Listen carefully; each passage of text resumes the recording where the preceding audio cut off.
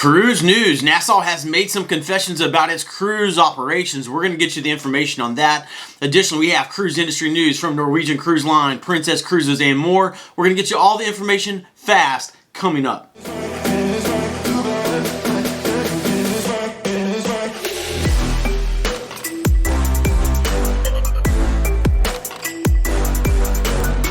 Welcome to Travel Scouts. My name is Jason and we are your cruise information channel. We get you the cruise news and information you're looking for quickly without wasting your time. So if you love cruising, consider subscribing. Let's go ahead and kick this off with number one. The Norwegian Joy has canceled a month of cruises. Norwegian Cruise Line has announced that their cruise ship, the Norwegian Joy, will be going into dry dock from January 6th to February 10th of 2024. This resulted in the cancellation of 4 cruises. Impacted cruisers, they of course will receive a full refund as well as a 10% future cruise credit. Number 2, we've got some reasoning as to why Norwegian Cruise Line may have done away with the e-muster. Recently, Norwegian Cruise Line, they did away with the e-muster and they returned back to that in-person synchronized muster drill. When they did so, they cited the safety of crew and guests. However, the world's 2 largest cruise brands, Royal Caribbean and Carnival Cruise Line, they have reaffirmed that they are sticking with the e-muster. Additionally, the Coast Guard that reviews the safety plans for cruise ships, they've gave no warnings, they've made no statements in regards to the e-muster being less safe. So why is Norwegian Cruise Line getting rid of the e-muster? Well, I guess you'd have to be in the inner workings of their business to know the real answer on that. But Carnival Cruise Line, one of their representatives made a statement to the Points Guy, and in that, they did note that the e-muster requires more staffing than the synchronized in-person muster drill.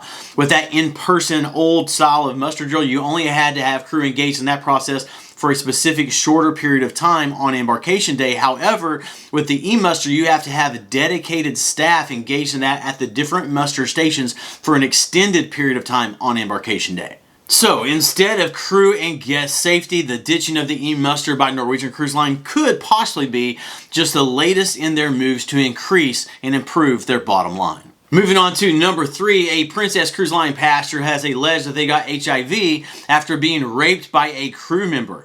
This lawsuit came just a few weeks ago and it refers to a voyage that the passenger took on the Sky Princess back in January of 2022. The passenger said they were heavily intoxicated at the time and after a few interactions with an art gallery employee, they were pushed into a closet and raped. According to the art gallery, neither they, the cruise line, or law enforcement has been informed of these allegations until now. Number 4, a tug sank in the Caribbean. Those of us that cruise a lot, we see tugs all the time. The name of this tug was the Sea Voyager. The Sea Voyager departed the port of Cartagena with its crew of 9, and sadly, 4 of those crew members are still missing. And then number 5, the Nassau Cruise Port CEO has admitted that they have, quote, failed miserably in the Bahamas.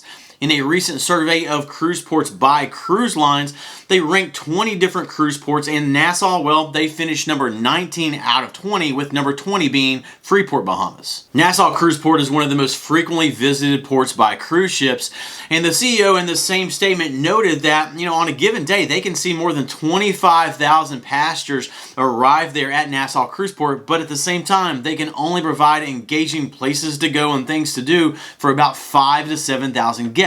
A lot of cruisers do opt to stay on the ship when they arrive at Nassau as a port of call. Chime in below and let me know what you like to do when you go to Nassau. But look, it's going to be really interesting to see how this CEO turns things around for Nassau Cruise Port. Okay, that's it for now. Subscribe and turn the notification bell on to stay up to date with the latest cruise news and information.